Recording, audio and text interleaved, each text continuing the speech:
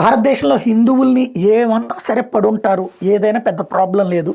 కాబట్టి మిగతా వాళ్ళని కన్విన్స్ చేసుకుంటే చాలు. వాళ్ళు 30% మంది ఒకటైతే హిందువులు 10 మందిగా విడిపోతారు. కులాల వారీగా విడిపోతారు, పార్టీల వారీగా విడిపోతారు, వర్గాల వారీగా విడిపోతారు, వర్ణాల వారీగా విడిపోతారు.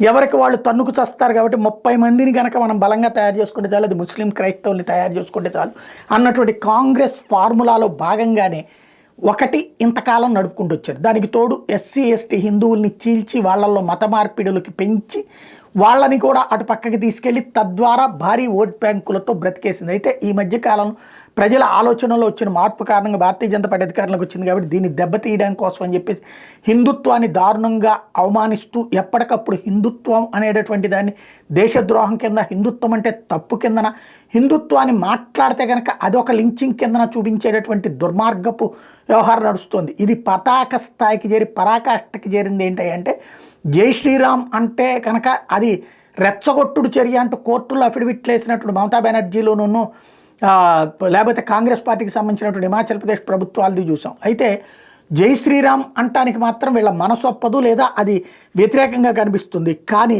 ఉత్తరాఖండ్ కాంగ్రెస్ లీడర్ యశ్పాల్ ఆర్యా గారికి మాత్రం జై ఇస్లాం అని మాత్రం అంటాడట.